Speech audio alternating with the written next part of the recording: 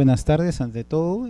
Vamos a dar inicio a este segundo módulo denominado estudio de títulos. Ya en una primera clase hemos visto las características del sistema registral peruano y dentro de ello qué principios registrales el sistema registral peruano ha hecho suyos, ha contemplado y que los caracteriza de sistemas registrales como puede ser el sistema registral francés, ¿no?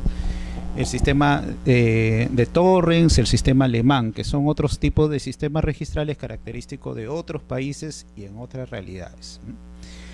Hemos dicho que los principios que rigen normados en el sistema registral peruano son parte del estudio de títulos por parte de la calificación registral. Es así que el registrador, al momento de pronunciarse, en algunos principios lo apoyan o lo ayudan a él a tener criterios dentro del proceso de calificación, como teníamos el principio de legalidad, ¿no? El principio de tracto sucesivo. Entonces el registrador siempre va a examinar, porque él es un filtro por la cual se ve los requisitos de validez o invalidez que constan en el título, los defectos subsanables, los pagos de derechos y demás aspectos relevantes para publicitar adecuadamente como producto de su calificación los contratos o actos que ingresan a registros públicos. Y también hemos visto que existe principios registrales que básicamente ya entrañan a los efectos que se obtiene mediante la publicidad, ¿no? Hemos visto el principio de legitimación, el principio de buena fe registral, el principio de oponibilidad y otros más que caracterizan a nuestro sistema registral y que lo diferencia de lo que es un procedimiento administrativo común a un procedimiento administrativo especial, como lo es la calificación por parte del registrador público en el sistema registral peruano. Entonces, en base a este proceso o a este trámite especial que hemos contemplado, que es diferente a un proceso administrativo general que no goza de estos efectos de publicidad como es la oponibilidad, la legitimación, la buena fe, en el caso del sistema registral peruano, el procedimiento registral en el Perú es un procedimiento especial, ¿no? Y es un procedimiento especial porque antes de nosotros acoger un acto, primero calificamos, a diferencia de un procedimiento administrativo general, donde primero la administración ingresa la documentación y después empieza ellos a calificar y ver si es correcta o no es correcta la información que ya consta en sus archivos administrativos, ¿no? Entonces nosotros previamente, si bien se ingresan los títulos, pero antes de darle publicidad, ¿qué hacemos? Calificamos el título, acogiendo el principio de legalidad. ¿Y quién realiza esto? Lo realiza en primera instancia el registrador público. El registrador público son abogados especializados en temas de derecho registral y hacen el estudio de los requisitos de validez o invalidez de la documentación que busca publicitar registros. Si el registrador público se pronuncia en forma positiva, es decir, él ve que la documentación es correcta, lo que hace es liquida el mayor derecho para darle publicidad, o en su caso inscribe el título si ya ha sido pagado el mayor derecho, y con eso culmina el procedimiento porque se ha perseguido el fin, que es la inscripción y la publicidad de los actos o derechos que constan en los títulos. Pero también el registrador público tiene las facultades que la doctrina denomina calificación negativa, en el sentido que él puede observar un título cuando encuentre defectos subsanables. Entonces él, mediante una esquela de observación, hace referencia de aquellos defectos o aquellas partes del instrumento público o la documentación que es necesario aclarar por parte del solicitante, ¿no? Entonces, ¿qué hace? Extiende una esquela de observación. También el registrador, dentro de su proceso de calificación, quizá necesite información técnica, debido a que El registrador público es un profesional en derecho, un abogado, especialista en temas registrales, pero hay actos que necesitan una evaluación técnica por parte de la oficina de catastro. ¿Y quienes integran la oficina de catastro? Son los arquitectos o ingenieros civiles contratados que verifican los planos y la adecuación de la información con los antecedentes registrales. Entonces el registrador puede pedir un informe catastral. También el registrador, dentro de su función interna, puede tachar sustantivamente el título. ¿Qué significa la tacha sustantiva? Es cuando el registrador advierte que no es un acto inscribible, ¿no? Me están pidiendo que inscriba, por ejemplo, un contrato para pintar una casa.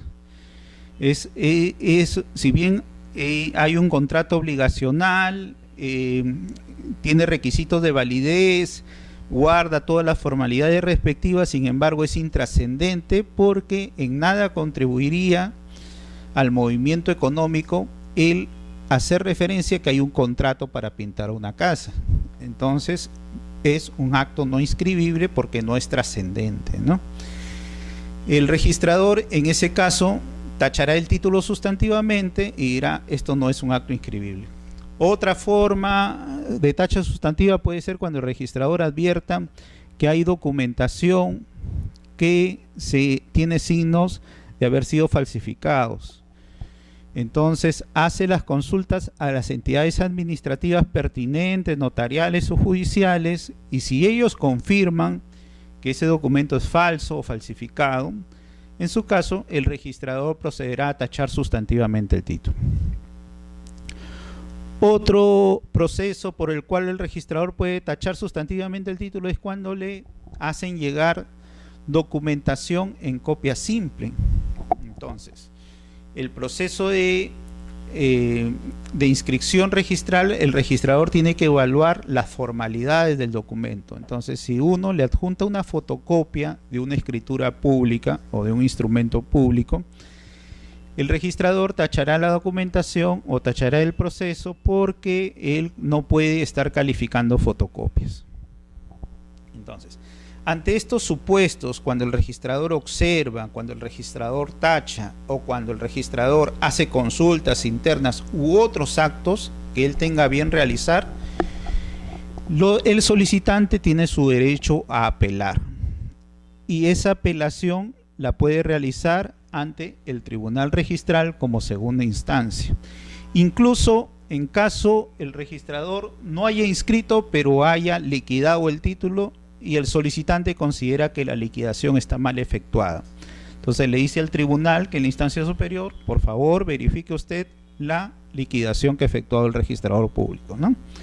En caso de observaciones le dirá al tribunal: yo considero que estas observaciones son irrelevantes o no tienen base legal. En caso de tachas sustantivas, el solicitante podrá alegar, en caso de haberse tachado un título porque el registrador ha considerado que es un acto no inscribible, el usuario, el solicitante, podrá hacer referencia a la base legal que considera que sí es un acto inscribible. En caso se haya remitido la documentación a catastro, también el tribunal verá si había la necesidad o no de remitir esa información a la oficina de catastro o solicitar o cursar los oficios que el registrador en primera instancia haya realizado otras entidades, y el tribunal deberá pronunciarse si ha sido procedente o no ha sido procedente ese acto administrativo interno que está realizando el registrador. Lo que sí no puede ver el tribunal registral es cuando el registrador inscribió el título, porque como ya lo hemos contemplado, la inscripción tiene un valor jurídico agregado y tiene principios registrales que lo acogen, como la oponibilidad, como la fe pública registral, como la legitimación. En ese caso no se puede recurrir a la segunda instancia cuando el solicitante advierte que el registrador ha inscrito un acto que no debió haber sido inscrito. Hay que recurrir a las instancias judiciales respectivas, ¿no? O en su caso, lo que sí puede hacer el solicitante es cuando advierta que en la inscripción efectuada en primera instancia le dice al registrador público: te confundiste, interpretaste mal la documentación que yo ingresé. Tú has inscrito una compra-venta y yo ingresé un usufructo. Entonces ahí habrá un error de concepto y el registrador en primera instancia, si lo observa, sí se puede apelar ante el tribunal registral. Pero estamos ante una observación de ese nuevo requerimiento de errores.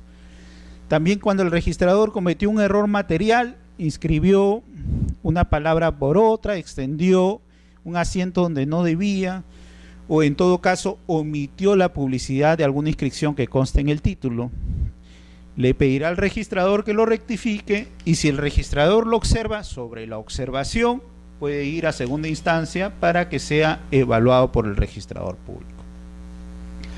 Ahora, si el registrador en primera instancia hace una calificación negativa, observa, tacha sustantivamente, ¿no?, o en todo caso solicita consultas y el tribunal confirma que está bien lo que hizo el registrador público, es adecuado, el solicitante, en este caso, al haberse agotado la vía administrativa por la instancia plural, la doble instancia, por registrador público y tribunal, ya podrá recién recurrir a lo que es la vía judicial mediante el proceso contencioso administrativo. Entonces el Poder Judicial en este supuesto recién va a intervenir por ser una instancia administrativa en caso de registros públicos, y la instancia correspondiente en caso de un acto administrativo es la vía judicial bajo el proceso contencioso administrativo respectivo. Entonces vemos encaminados cómo es nuestro procedimiento registral, un procedimiento especial, diferente a un procedimiento administrativo que pueden ustedes tenerlos en las municipalidades o en otras instancias administrativas. Acá tenemos un procedimiento especial por los efectos que va a brindar la publicidad. Entonces, nuestro texto único ordenado del Reglamento General de los Registros Públicos, en referencia a la naturaleza del procedimiento, hace hincapié que es un procedimiento no contencioso y que no cabe la oposición.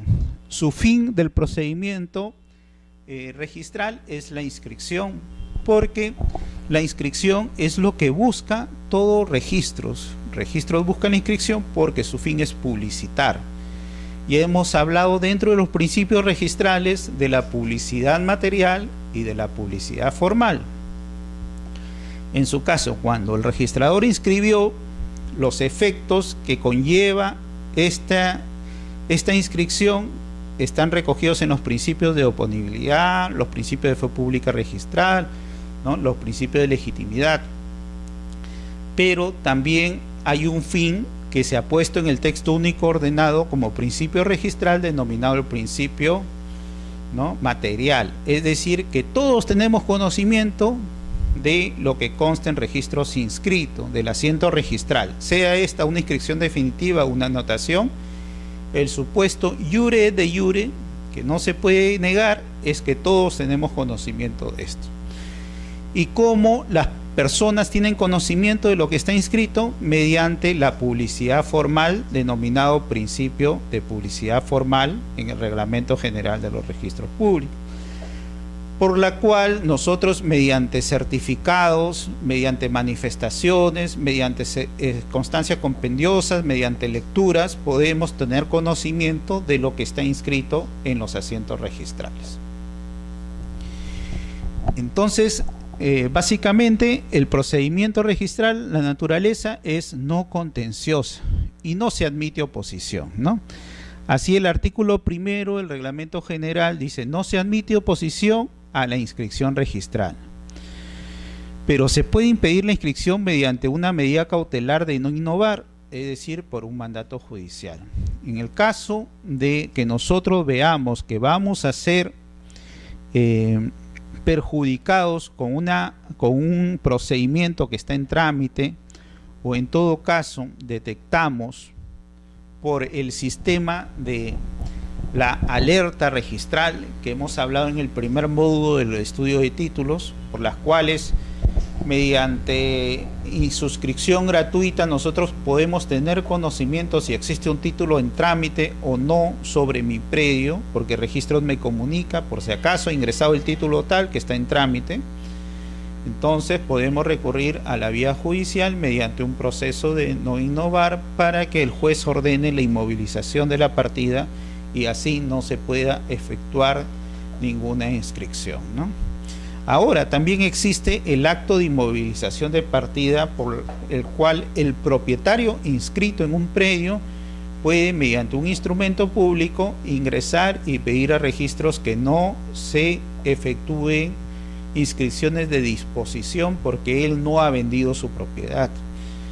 Otro avance por el cual el registro lo que busca es que no entren instrumentos públicos o escrituras públicas falsificadas, muy en boga actualmente en cuanto a estas redes, ¿no?, de personas inescrupulosas que están transfiriendo propiedades basándose en instrumentos públicos, auténticos o no, o en todo caso mediante suplantaciones que realizan ante los notarios, y estos pretenden inscribir un poder y posteriormente transferencias respectivas. Entonces yo como propietario solicito a registro de inmovilización de partida, y así cuando se quiera o se pretende inscribir algún acto de derecho, primero me van a comunicar a mí, yo tengo que dar la conformidad respectiva.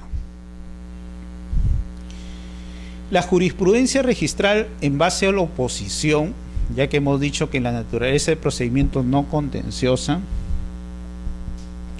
ya se ha pronunciado mediante la resolución de este año, el 16 de abril, y dice: siendo el procedimiento registral de naturaleza no contenciosa y su finalidad de la inscripción, no cabe admitir oposición a la misma. Yo no me puedo oponer después de haber realizado ante notario público la transferencia de mi propiedad.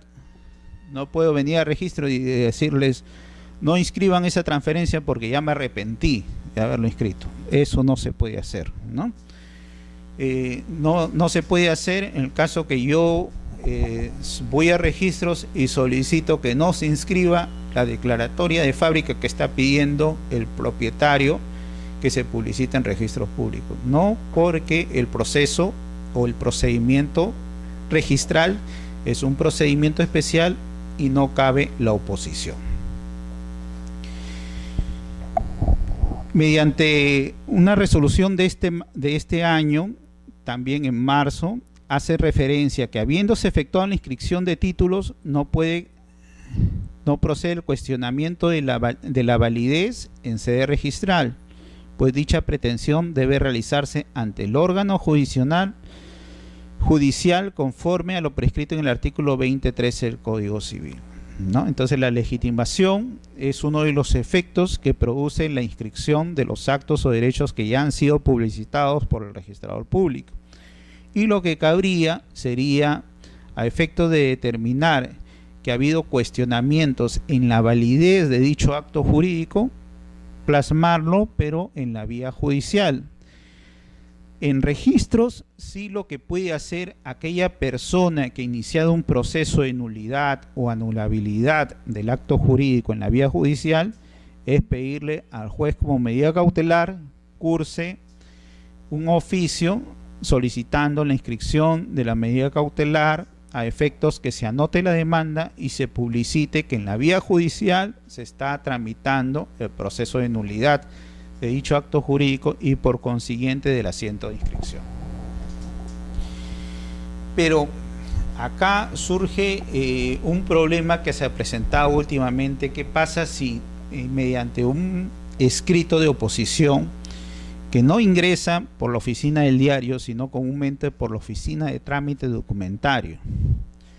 Entonces, yo cuando quiero comunicar a un registrador o advertir de algún defecto a algún registrador sobre un acto que está en trámite, si bien no me puedo oponer a ese acto por la naturaleza del procedimiento registral, puedo ingresar por trámite documentario una comunicación advirtiéndole al registrador: acá pasa este supuesto y tenga cuidado. El registrador no tomará como fundamentos esa comunicación a efectos de establecer observaciones o defectos, pero sí tendrá en consideración esas comunicaciones. Entonces, si en esas comunicaciones, por ejemplo, se advierte que existe una falsedad documentaria, el registrador lo que va a hacer, va a comunicar a las instancias judiciales, instancias administrativas, instancias notariales, a efecto de determinar su validez, ¿no? Y si con la contestación de estas entidades administrativas, judiciales, notariales, advierte que en verdad hay documentación falsa, hará la tacha respectiva, tacha sustantiva por falsedad documentaria, y remitirá, en su caso, la documentación a la oficina legal respectiva para, mediante el procurador, iniciar las acciones penales correspondientes. Entonces hay que tomar en consideración que el artículo primero del Reglamento General de Registros Públicos, cuando habla de oposición, se refiere a que antojadizamente nadie puede oponerse a un procedimiento que ha sido iniciado, pero hay que diferenciar cuando yo me estoy oponiendo, cuando yo estoy advirtiendo que existe falsedad documentaria. Y en su caso es necesario evaluar dicha documentación antes de brindar publicidad, ¿no? Entonces, este procedimiento para que el registrador o el tribunal registral realicen lo que se llama el principio de legalidad o la calificación del documento antes de brindarle publicidad con la inscripción, se inicia siempre con la presentación del título. Entonces, yo tengo el instrumento público. Tengo, por ejemplo, un contrato de compra-venta de un inmueble, ¿no? Hay que tener presente que en la actualidad, bajo el amparo, el decreto legislativo 1049, que regula del procedimiento notarial, ¿no? Entonces tenemos que existen disposiciones que advierten que hay ciertos instrumentos que deben ser presentados necesariamente por el notario público, lo que en doctrina se denomina la presentación cautiva. Entonces, cuando hay compra-ventas de inmuebles o en todo caso poderes que se realizan a otras personas para poder actuar en mi representación, el presentante de dicha documentación ante registros tiene que ser el notario público. Ahora, el notario puede ejercer directamente esa presentación o mediante un representante debidamente acreditado de la notaría. Pero también existe la salvedad que las partes hagan referencia al notario requiriéndole que la presentación la realice una persona en particular, en cuyo caso esa persona tendrá que verse en el instrumento público, en el parte notarial que establece el notario, hace referencia de quién es esa persona, su documento de identidad y su identificación respectiva, ¿no? Y en su caso, para la calificación, en base a la presentación, se tomará en cuenta esto. Entonces, la presentación es importante no solo porque da inicio al procedimiento registral, sino también hay que tener en cuenta los efectos. Ya habíamos hablado en el primer módulo de lo que es el principio, ¿no?, de preferencia, ¿no? Entonces habíamos dicho que los efectos de las inscripciones se retrotraen a la fecha y hora del asiento de presentación, denominado principio de prioridad preferente, ¿no?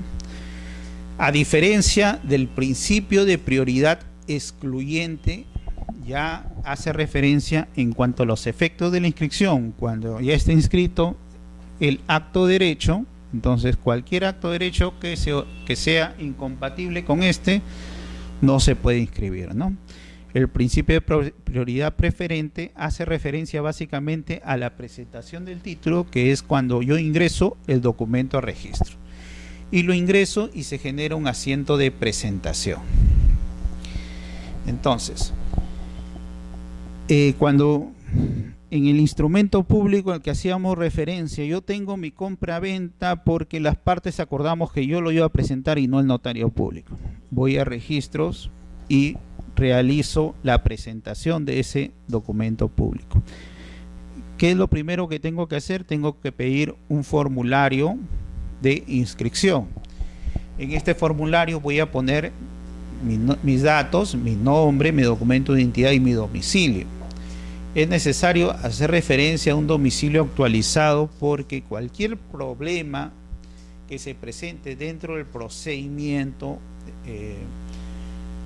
este especial registral me van a tener que notificar en el domicilio que yo haya consignado en mi solicitud, ¿no? Si la presentación yo lo estoy realizando en representación de un comprador y un vendedor, haré referencia que la presentación lo hago en representación de las partes. Tendré que en esta solicitud hacer referencia el acto de derecho que deseo inscribir, por ejemplo, la compra-venta. Señalaré los documentos que estoy ingresando, ¿no? El instrumento público, mi copia de mi DNI y demás otros documentos que yo tenga a bien ingresar. Firmaré, pondré mi huella digital y realizaré el pago de derecho de presentación para que el registrador público realice su función calificadora, que es calificar los documentos antes de brindarle publicidad.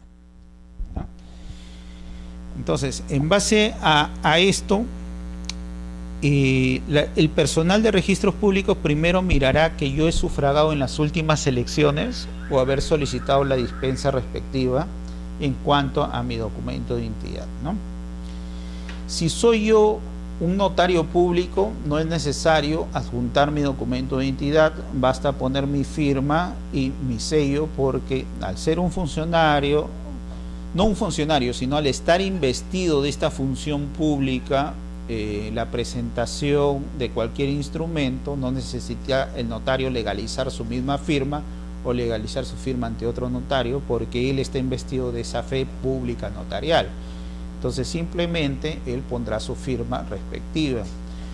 Y en su caso, el dependiente debidamente acreditado también pondrá su firma y su código de presentación, ¿no?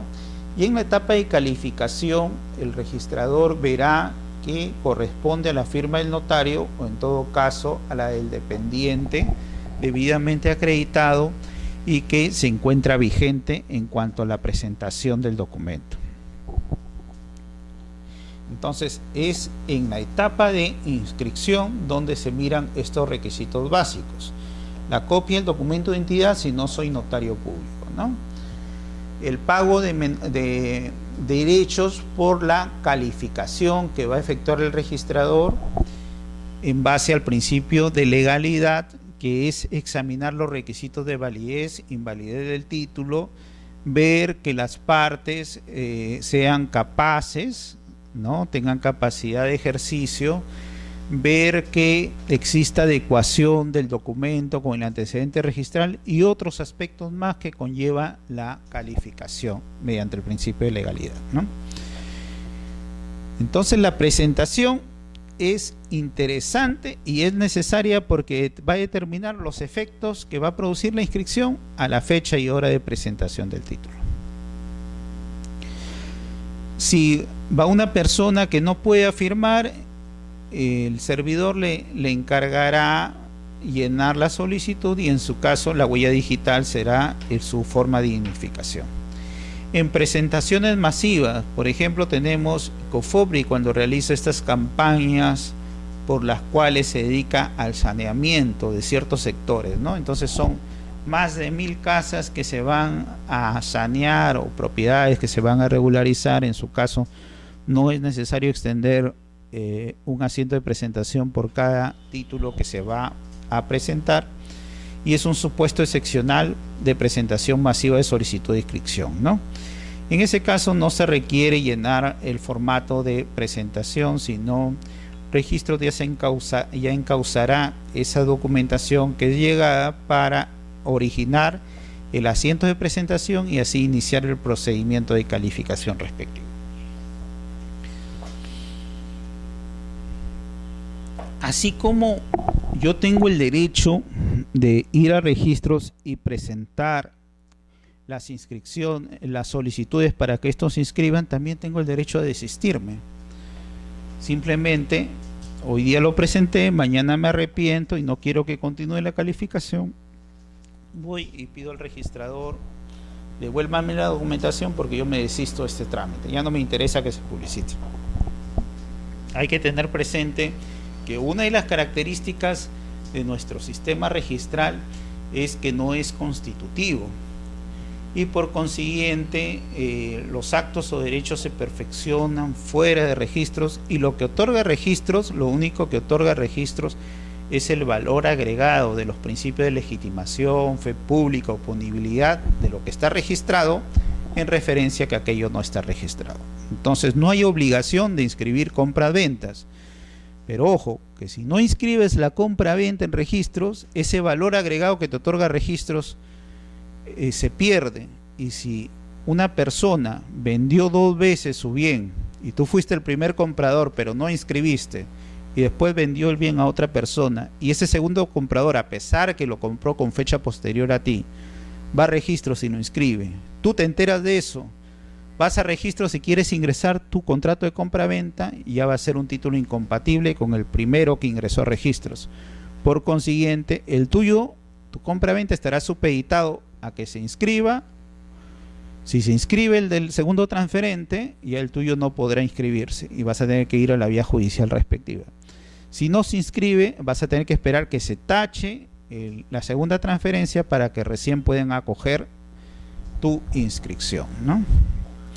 Entonces, este procedimiento, que es especial y que para el sistema registral es no contencioso y tiene estas características, que la publicidad no es constitutiva, salvo excepciones, ¿no? En caso de hipotecas o en todo caso constitución de patrimonio familiar, se presume que el presentante, el que presenta el documento, actúa en representación del que adquiere el derecho o del beneficiario con esa adquisición. Por ejemplo, en una compra-venta, ¿quién sería? El comprador, ¿no? Entonces, se supone que el presentante está actuando en representación del comprador porque a él está adquiriendo ese derecho de propiedad y le interesa que esto se inscriba. Pero si no, el presentante no está actuando en referencia del comprador, sino en referencia, por ejemplo, de un acreedor hipotecario que necesita que se inscriba esa compra-venta para inscribir la hipoteca, también él en la solicitud tendrá que señalar que está actuando en nombre de persona distinta, y en todo caso esa persona es el que tiene interés porque se inscribe ese acto. Y dentro del proceso puede intervenir incluso ese tercero beneficiario o ese adquiriente de derecho o el presentante, ¿no? Y así como se presentó la documentación, ellos pueden requerir el desistimiento de la rogatoria. Por eso, cuando habla del desistimiento de rogatoria, el artículo 13 del texto único ordenado del Reglamento General de Registros Públicos nos da unas formalidades respectivas. ¿Cuáles son las formalidades? Pedirlo por escrito el desistimiento. Existe formato de desistimiento. Este desistimiento puede ser total. Si el desistimiento es total, quiere decir que yo solicito que ya no se continúe el procedimiento y que se tache el título y me devuelvan todos los documentos que yo ingresé. O también puede ser un desistimiento parcial, en cuando haya actos que son factibles no ser dependientes uno del otro, sino son independientes, y pueda yo tener la libertad de poder pedir el desistimiento de ese acto. Por ejemplo, si yo quiero inscribir una compra-venta y a la vez una declaratoria de fábrica, ingreso la documentación, pero advierto que en la declaratoria de fábrica existen unos defectos que no había advertido al momento de presentar el documento. Voy a registros y solicito el desistimiento parcial de la rogatoria y pido: no me inscriba la declaratoria de fábrica, solo inscríbame la compra-venta.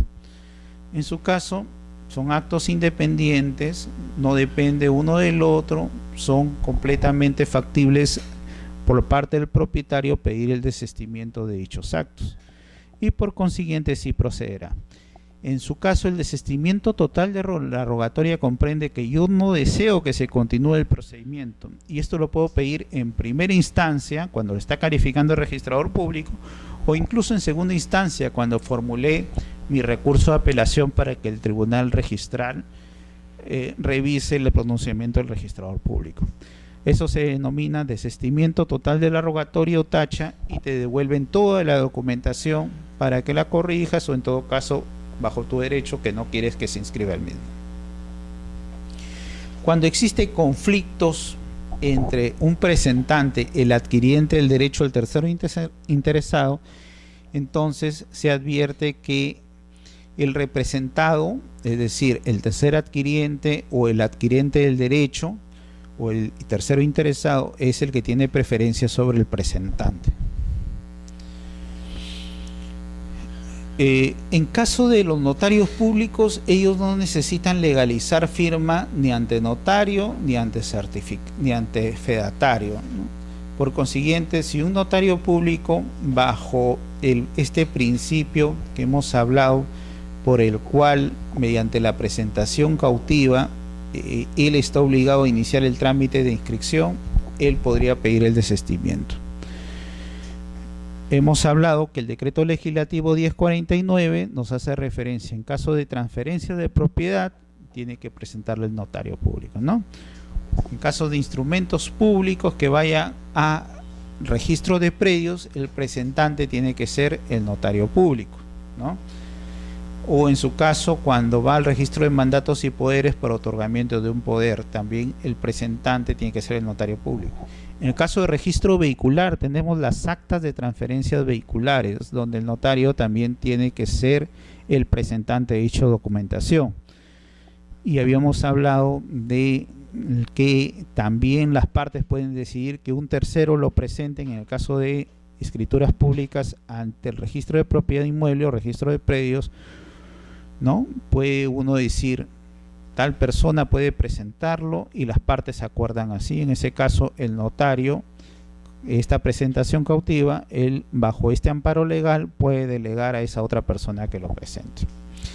Si ha sido el notario el presentante, él no necesita legalizar las firmas ante otro notario, ni él mismo legalizarse su firma, ni recurrir a un fedatario de la zona registral para que autentique las firmas en ese desistimiento. Entonces, acá simplemente es un comunicado que él hace. Ahora, ¿cuál es la diferencia cuando yo pido un desistimiento parcial de rogatoria con una reserva, ¿no?, del acto? Es decir, si yo en un instrumento público, en una escritura pública, tengo varios actos que son independientes en sí inscribir. Por ejemplo, tengo una compra-venta, una declaratoria de fábrica y un reglamento interno dentro de un instrumento público. Y a mí no me interesa que se inscriba el reglamento interno. Entonces, ¿qué hago? Al momento de llenar mi solicitud, mi formulario verde y al momento de presentar el documento, en actos que deseo inscribir yo pongo compra-venta y declaratoria de fábrica. Y abajo existe otro rubro que se llama reservas de acto de derechos, ¿no? En ese caso pondré no deseo que se registre el reglamento interno, ni independizaciones, ni demás actos. Quizá tenga yo interés legítimo en pedir esa reserva, ¿no? Pero hay actos que sí no pueden ser reservados cuando están vinculados, cuando son necesarios inscribir. Por ejemplo, hay una compra-venta donde el comprador no ha pagado todo el precio. En su caso, el Código Civil nos dice que cuando no se ha cancelado todo el precio de la adquisición de un bien, se constituye una hipoteca legal. En este caso yo no podría pedir mediante el formulario, decir, inscríbame la compra-venta, pero me reservo el derecho de que se inscriba la hipoteca legal. No, porque es obligación de inscribir la hipoteca legal, incluso sin rogatoria express. En esos casos no procedería. Otro, cuando yo tengo 3, 4 transferencias dentro de un mismo instrumento público y deseo que no se inscriba la primera transferencia, solo la segunda y tercera.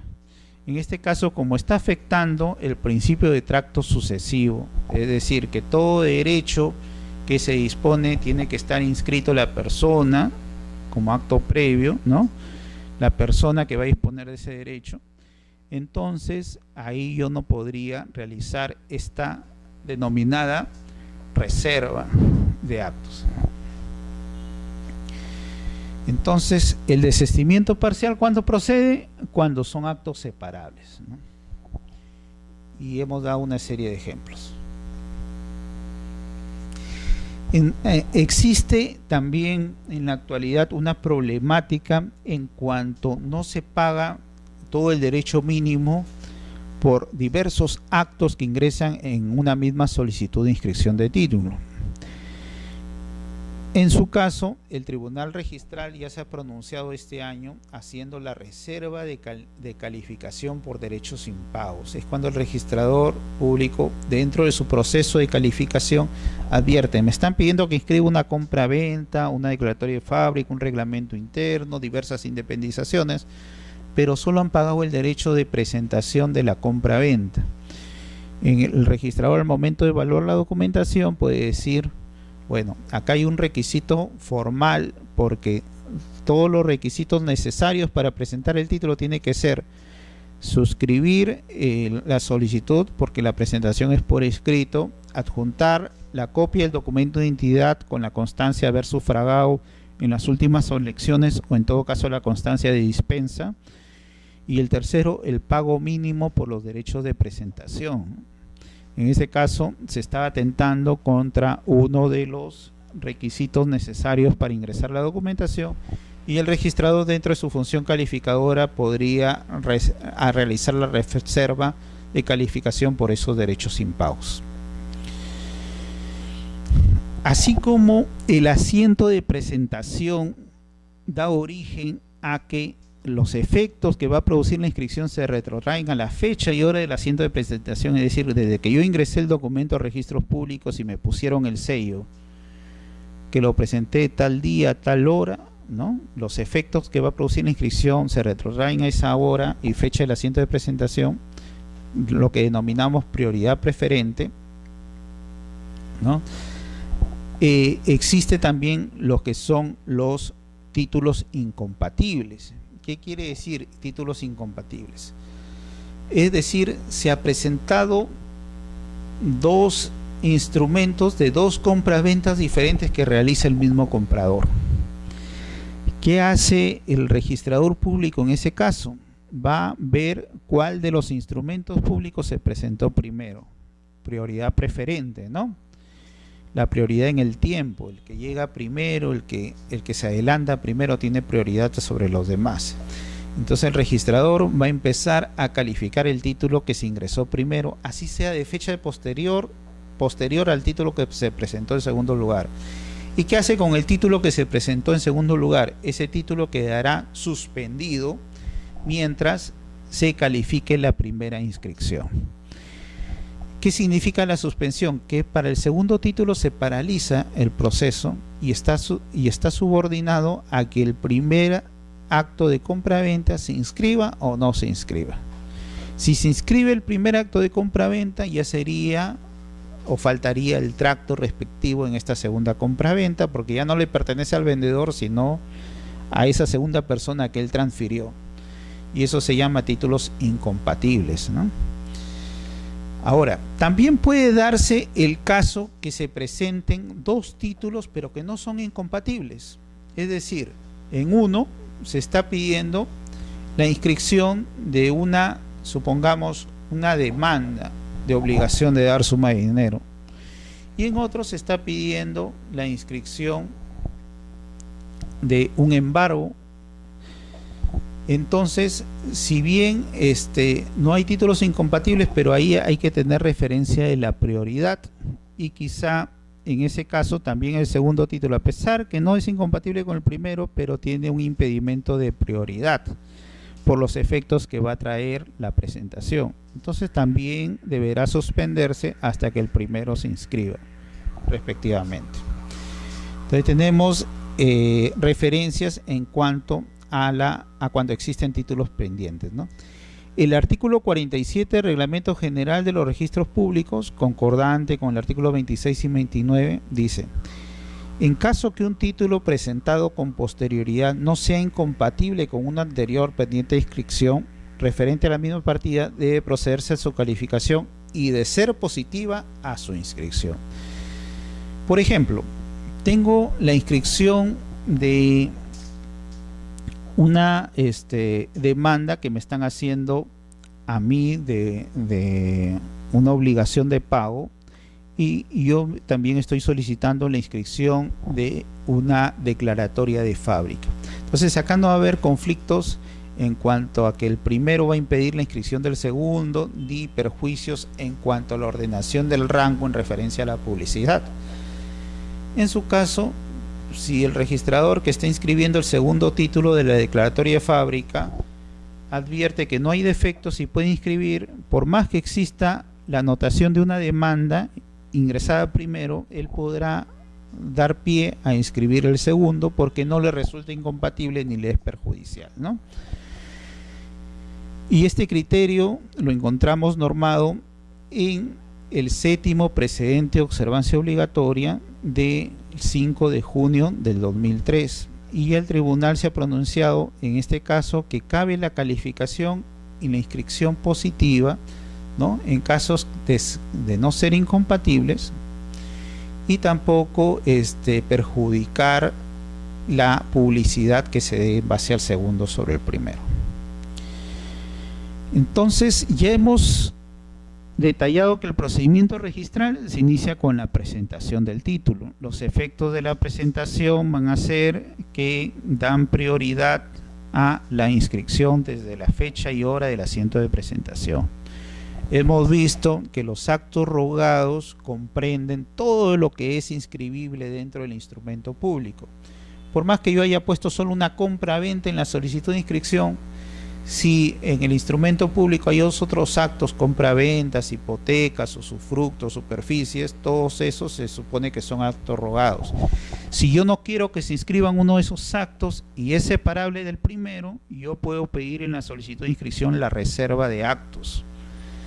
Si yo no he pagado el derecho de calificación de todos esos actos posteriores, el registrador puede reservarse la calificación hasta que yo no pague o realice pagar en referencia a todos los actos rogados. Si yo quiero, como presentante, me puedo desistir de alguno de los títulos rogados o de los actos rogados, ¿no? Quiero que se inscriba solo la compra-venta y no la declaratoria de fábrica. Puedo pedir el desistimiento parcial. Como presentante yo puedo pedir el desistimiento total, decir que no continúe el procedimiento y tacho el título y devuélveme toda la documentación. El notario público no necesita adjuntar documento de identidad ni legalizar su firma, ¿no?, en el desistimiento. Ni siquiera en la presentación necesita adjuntar documento de identidad. En caso de los presentantes de las notarías, deben ser presentantes debidamente acreditados y que se encuentren activos. Parte de la calificación del registrador es determinar que ese presentante se encuentra activo y es un presentante de esa notaría respectiva, del otorgante del instrumento.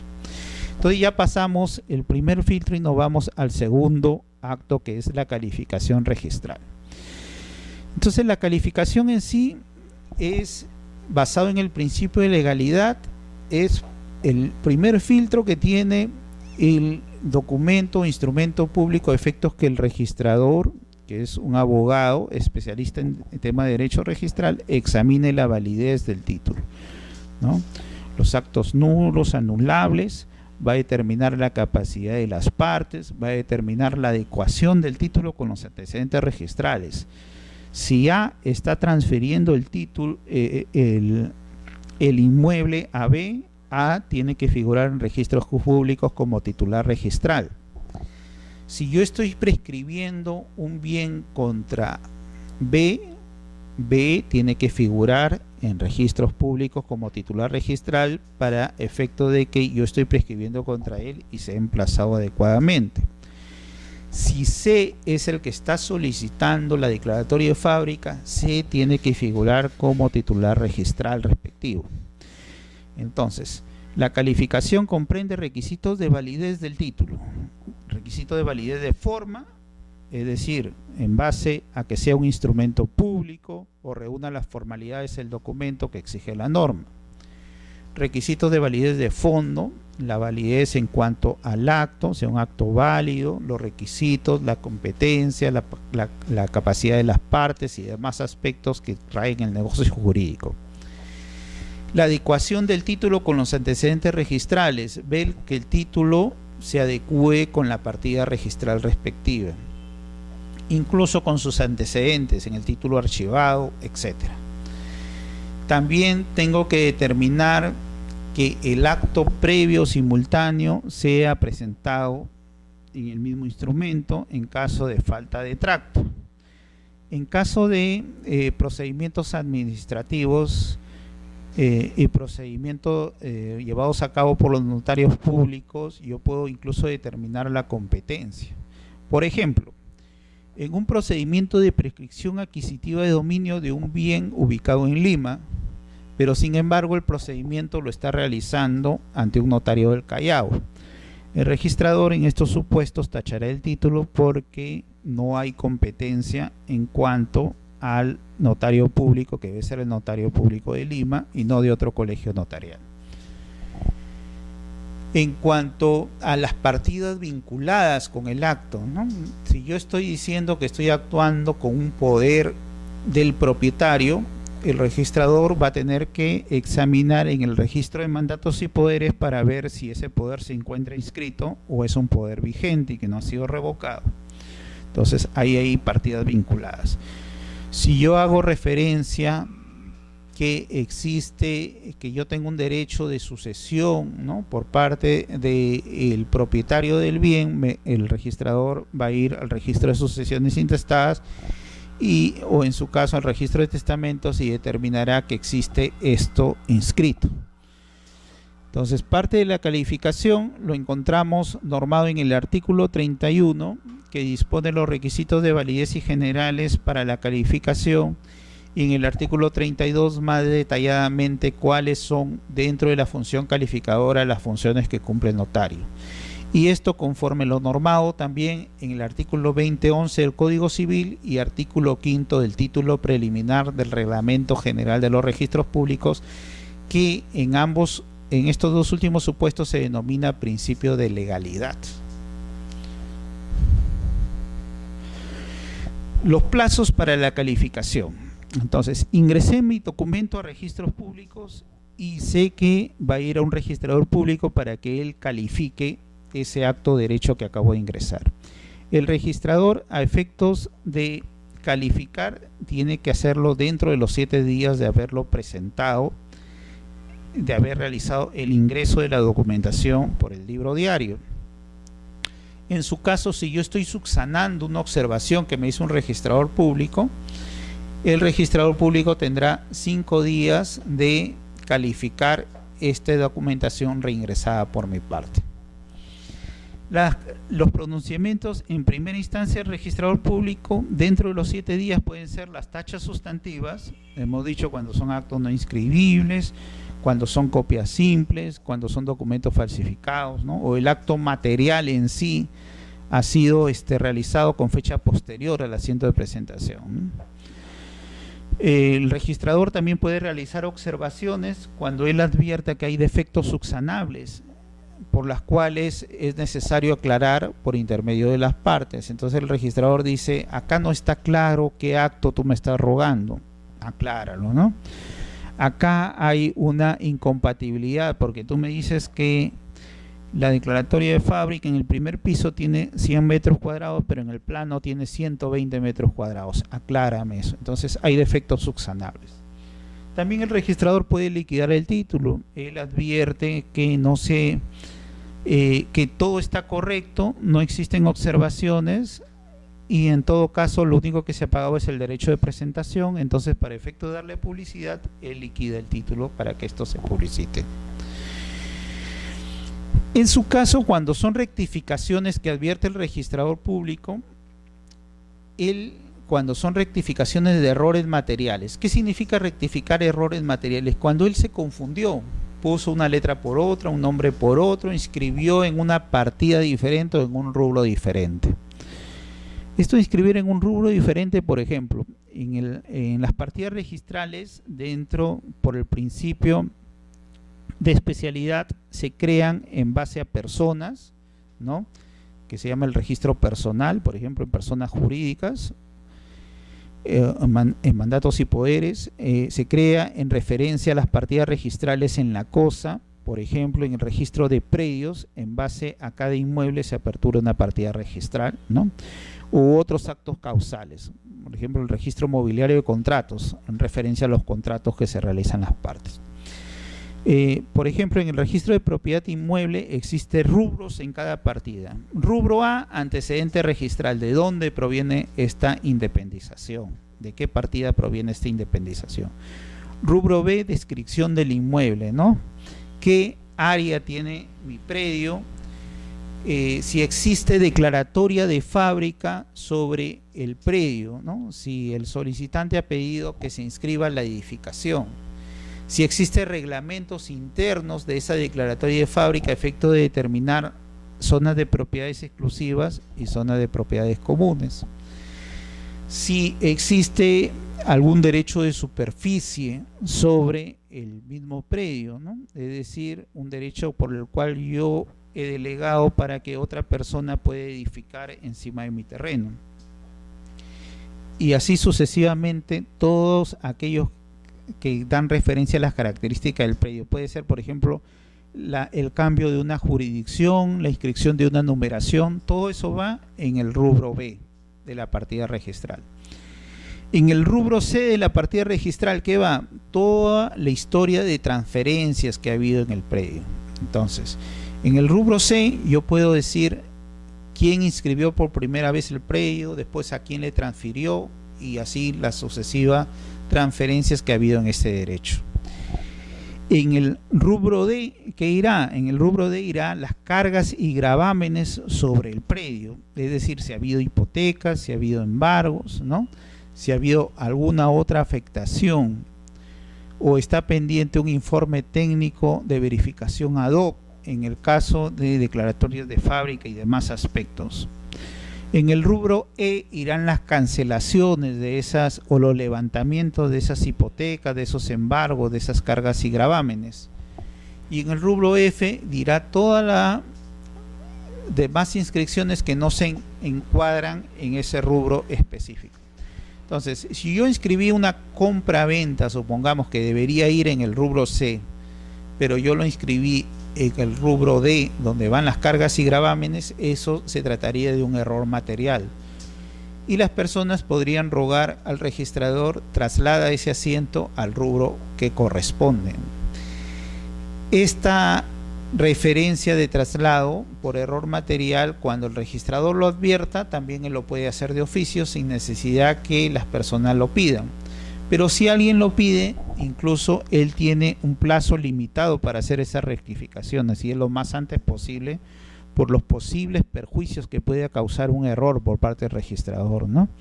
Entonces, lo puede hacer en el día o en todo caso, a mucho tardar, en 3 días. Entonces, los 7 primeros días que están normados para otros actos, ¿no? Dentro de los 7 días que están normados para todos actos, en caso de rectificación de errores, el plazo se acortará de 1 a 3 días respectivamente. Pero también hay actos que necesitan por su complejidad o extensión un mayor tiempo. Por consiguiente, por ejemplo, yo ingreso que se inscriba una declaratoria de fábrica, un reglamento interno e independizaciones de todo un edificio.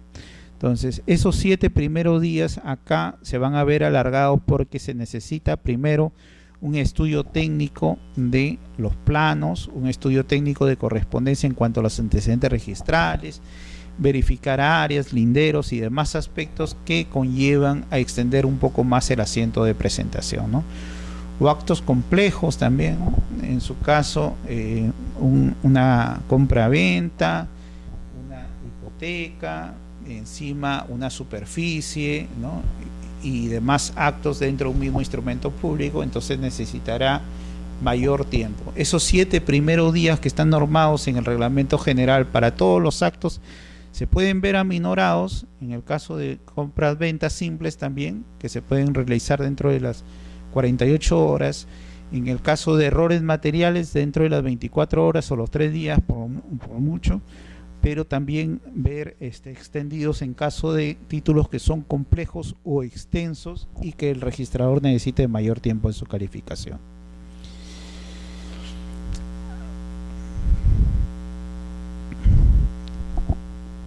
En- Hay requisitos plazos que son preferentes en caso de compras-ventas simples, hipotecas solas, bloqueos, rectificaciones de errores materiales, ¿no?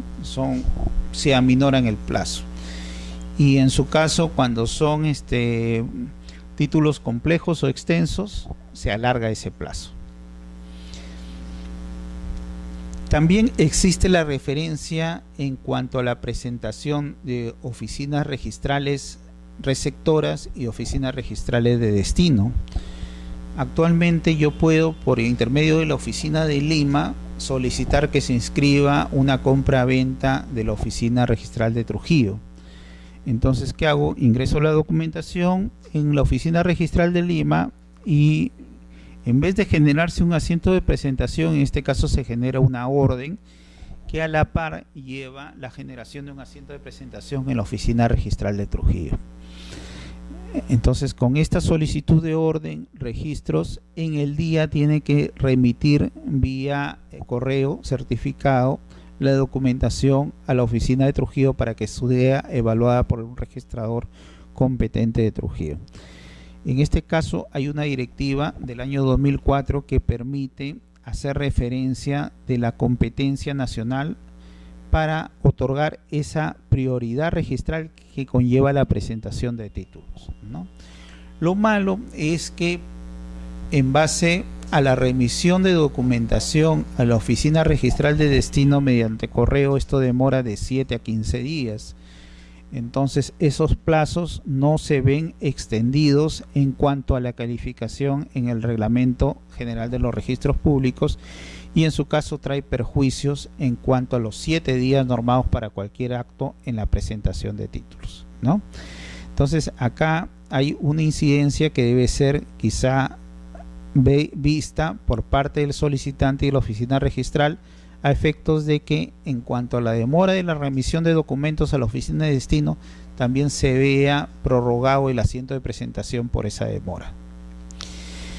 Dentro del proceso de calificación se ha determinado ciertos límites por las cuales un registrador público no puede incidir, por ejemplo, cuando son de documentos dados por una autoridad judicial, debido a que el juez, dentro de su función jurisdiccional, él resuelve conflictos de intereses. En su caso, si aplicado bien o mal el derecho, las partes dentro del proceso judicial tienen sus derechos a apelar a la Corte Superior y en todo caso entablar las medidas judiciales en cuanto a la Corte Suprema o constitucionales en el Tribunal Constitucional respectivo, ¿no? Pero el registrador no puede incidir, porque un registrador no puede ser un juez de jueces y decirle al juez: usted ha aplicado mal el derecho y en todo caso la solución del conflicto de intereses ha sido errada por su parte. Entonces acá hay una limitación y así está normado en el artículo 2011 del Código Civil en su segunda parte, y el Tribunal Registral ya se ha pronunciado en referencia de lo mismo, ¿no? La calificación se encuentra restringida en caso de mandatos judiciales. No se puede ver la validez, eficacia ni fundamentos del mandato judicial, ¿no? Más aún cuando uno observa un parte judicial porque necesito aclararse cierto mandato judicial, o en todo caso se advierte inadecuación del mandato judicial con las partidas registrales, y el juez mediante mandato reiterativo solicita que bajo responsabilidad el registrador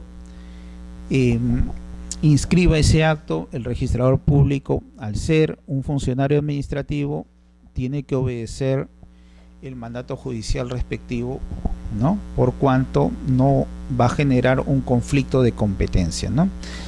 Así lo establecido el quinto pleno en el precedente de observancia obligatoria del año 2003 y hace referencia: el registrador no debe calificar el fundamento o adecuación a la ley de la resolución judicial, ¿no? El 2011 del Código Civil dice: el registrador puede solicitar aclaraciones o informaciones adicionales, pero lo que no puede es ir sobre la validez y fundamento de la calificación. Ahora, incluso cuando advierte aclaraciones, dice, en caso de advertir, ¿no?, que el acto no es inscribible, existe inadecuación o hay incompatibilidad del título con el antecedente registral, pero si en respuesta el juez reitera su mandato de anotación e inscripción mediante resolución, quiere decir que el juez ya incorporó esos defectos al proceso judicial y él emite nuevo pronunciamiento sustantivo. Entonces, el mismo no puede ser objeto de calificación por parte del registrador, siendo en estos casos responsabilidad del magistrado el acceso al registro del título que contiene el mandato, y simplemente se deberá dejar constancia en el asiento registral que ha habido ese mandato reiterativo, ¿no?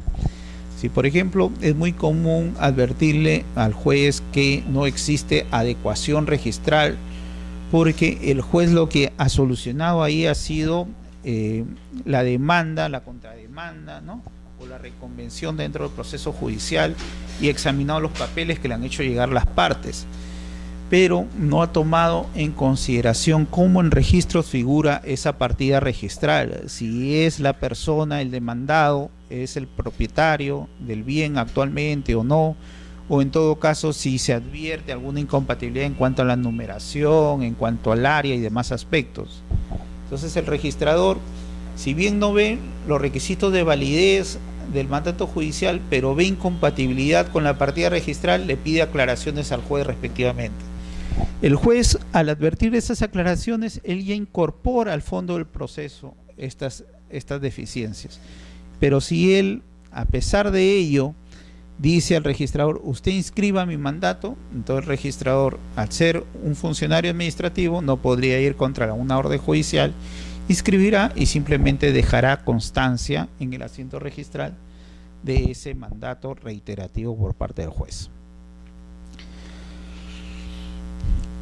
Dentro de la función calificadora del juez, del registrador público, hemos dicho que existe lo que en doctrina se denomina la calificación positiva, ¿no?, en cuanto a las liquidaciones y demás aspectos, pero también existe la calificación negativa en las tachas sustantivas o en las observaciones, ¿no? Son las denegatorias de inscripción. Entonces, cuando un registrador público advierta causales de tachas sustantivas u observaciones, tiene la necesidad de fundamentar jurídicamente, ¿no?, y por escrito, bajo su responsabilidad, las tachas u observaciones. Hay que hacer referencia a que el principio de legalidad tiene que ser función principal por parte de las instancias registrales. Estos no están supeditados a la calificación registral al antojo del registrador, sino el registrador tiene que ver o ampararse en una norma legal para poder denegar la inscripción rogada, ¿no?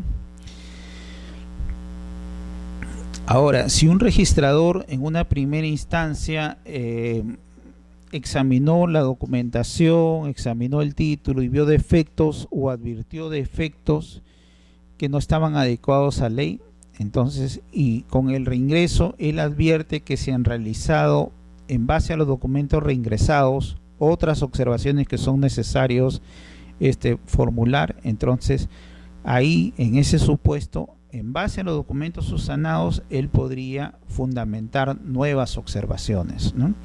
Lo que no puede es crear observaciones sobre su primer pronunciamiento, ¿no? Si el registrador, examinando la legalidad de la documentación, advirtió que sí era procedente y en base a su criterio, al ser un abogado, al ser un entendido de derechos, interpretó la norma que sí procedía a la inscripción de dicho acto, después no puede decir, no, interpreté mal la norma y ahora digo que no es inscribible. Eso no puede ser, ¿no? Lo que sí puede ser es que con la documentación reingresada él puede advertir que no se han subsanado las observaciones originalmente planteadas, o en su caso la documentación presentada en el reingreso no contiene la formalidad debida del acto, o también las partes que han otorgado la subsanación ya no tienen el mandato o la representación que quizá tenían en un inicio al ingresar la documentación a registros. En su caso realizará las observaciones del título. Las observaciones pueden darse cuando hay defectos subsanables, porque si son defectos insubsanables, lo que va a conllevar no es una observación, sino sería una tacha sustantiva, porque no tiene sentido que se alargue el procedimiento para algo que no es subsanable, ¿no? Por ejemplo, el acto ha sido aclarado y es un acto que no es inscribible. En su caso, el registrador realizará la tacha sustantiva, ¿no? Debe contener motivación, y motivación en base a normas legales expresas y no en base a interpretaciones antojadizas por parte del registrador público, ¿no? Sino tiene que él hacer referencia a qué norma ha sido vulnerada y qué exigencia normativa no se ha cumplido, ¿no? No deben ser observaciones ambiguas, ¿no?, que puedan interpretarse o ser interpretables de diferentes formas, sino tienen que ser observaciones que sean claras y sencillas. Acá vemos dos ejemplos claros por los cuales se podrían observar en base a defectos que son subsanables y que las partes podrían subsanar conforme la observación planteada por el registrador, ¿no?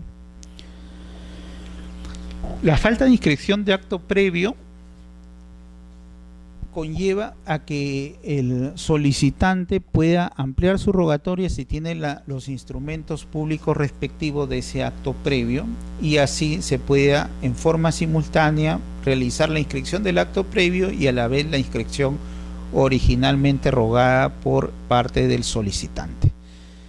Entonces son otros aspectos de la calificación del registrador público: ver la adecuación del título con el antecedente registrado.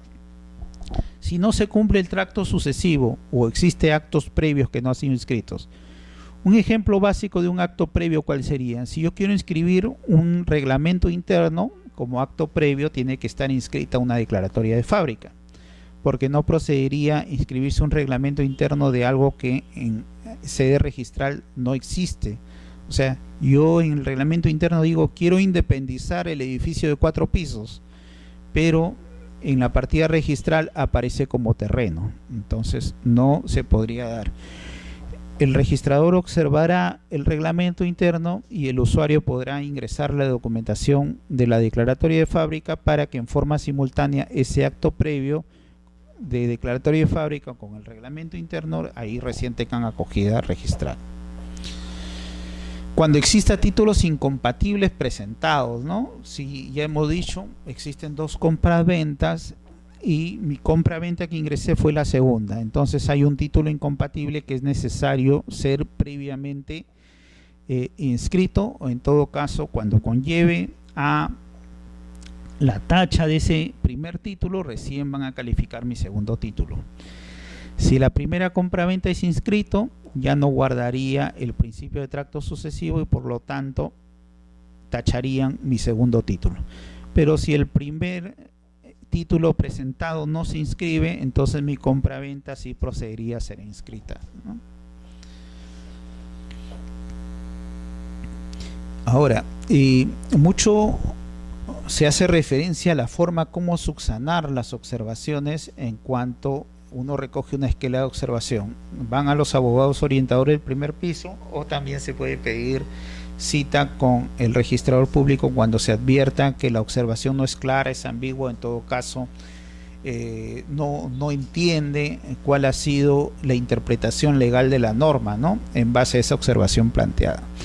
Lo que sí no se puede realizar en una esquela de observación es decir, esto lo puede subsanar de tal forma, porque ese caso sería una asesoría legal particularizada, ¿no?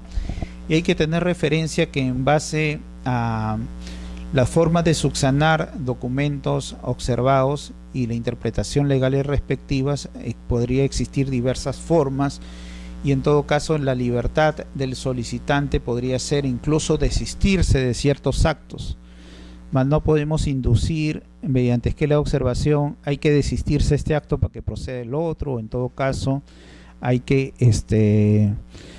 realizar de tal forma esta aclaración y redactar el tenor de la aclaración respectiva. Eso no se podría realizar, ¿no?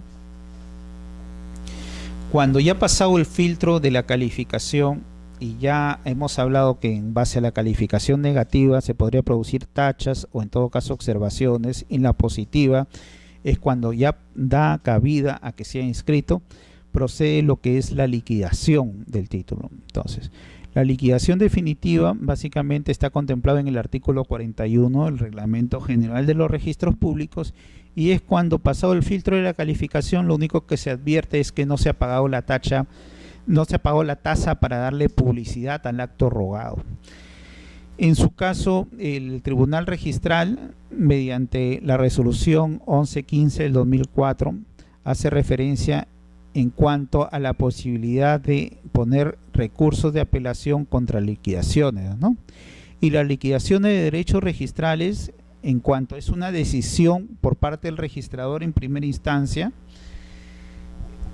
y el solicitante no se encuentra conforme a ellos, tiene el derecho para interponer el recurso de apelación correspondiente. Entonces, todas las decisiones de primera instancia del registrador, sean tachas sustantivas, observaciones, liquidaciones o en todo caso consultas u otros actos que él realice, pueden ser objeto de apelación por parte de el solicitante, ¿no? Para que una segunda instancia ya pueda contemplar la procedencia o improcedencia de la misma. Acá tenemos un precedente de observancia obligatoria publicado en el Diario El Peruano en el año 2003, referido a la transferencia de dominio por sucesión, ¿no? En su caso, la sucesión, como es una referencia de transferencia de dominio no voluntaria, sino que opera por el mismo imperio de la ley, se debería considerar acto invalorado para la determinación de los derechos registrales, y bajo el amparo de esta interpretación normativa es que los derechos de sucesión tienen un costo establecido, ¿no? Sea a una o más personas los herederos del causante.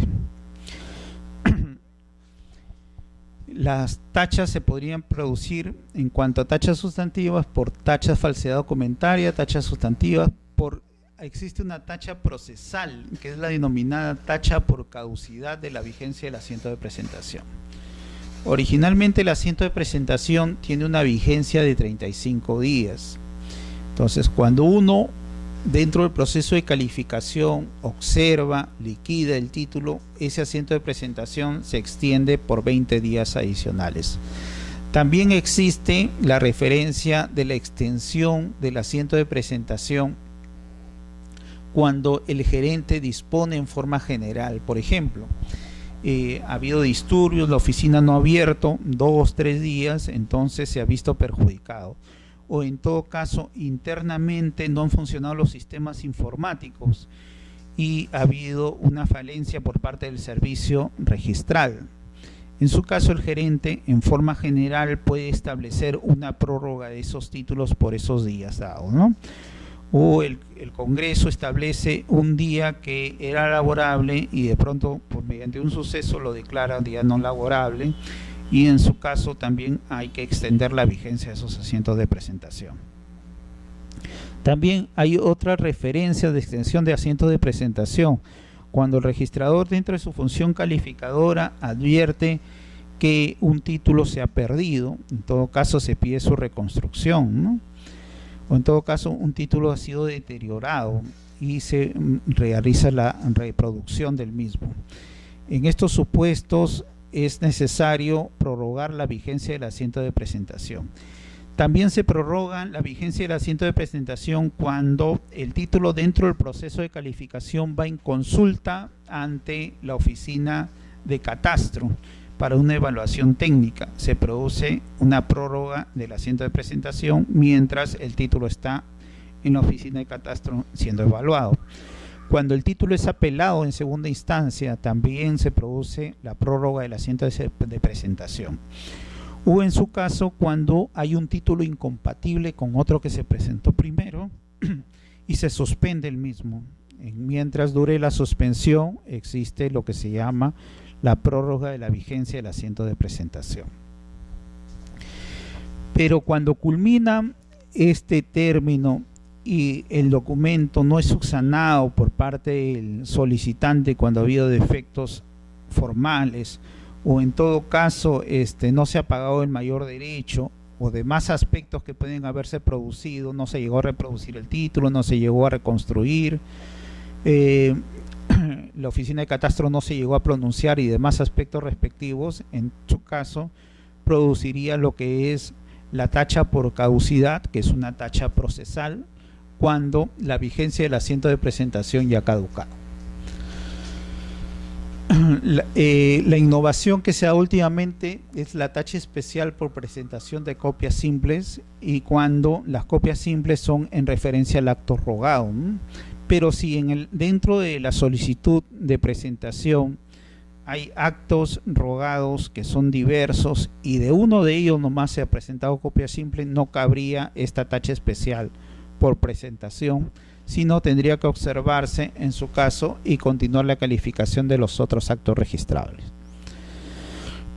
La tacha por defecto insubsanable se puede dar también ante la inexistencia del título material al momento de ingresar el documento a registro, ¿no? Si yo ingresé hoy día lunes la constitución de que se inscribe un reglamento interno y una declaratoria de fábrica, pero solo ingresé documentos de la declaratoria de fábrica y el registrador me lo observa la siguiente semana diciendo, bueno, no me has adjuntado el reglamento interno y tú has rogado la declaratoria de fábrica y el reglamento interno, subsánalo.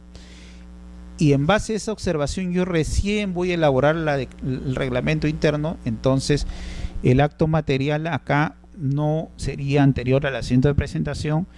En su caso, lo que tendría que, o lo que se podría hacer en ese supuesto sería desistirse del reglamento interno para ser presentado por otro título, porque el acto material del reglamento interno recién se está elaborando y no se ha elaborado antes de haber presentado ese título, ¿no?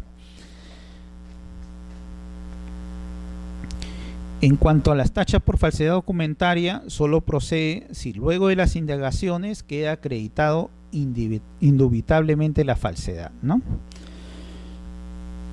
Acá hay un supuesto por la cual se realizó una tacha por falsedad documentaria, pero no generada por lo que se hizo las indagaciones que declaraban la indubitabilidad de la citada falsedad, sino porque la falsedad no tenía los requisitos legales correspondientes, administrativos correspondientes. En su caso hizo bien el tribunal en desestimar esa observación.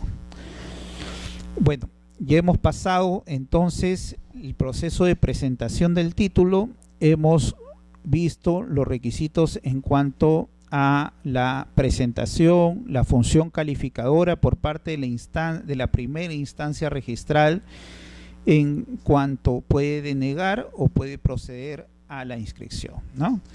En caso de la procedencia, hemos dicho los pagos de los derechos registrales respectivos, y bueno, después viene lo que se llama inscripción, y la inscripción en sí es el acto por el cual el registrador ya publicita el acto rogado y por consiguiente se cumple la naturaleza del procedimiento registral, que es la inscripción, porque eso es lo que se busca, ¿no?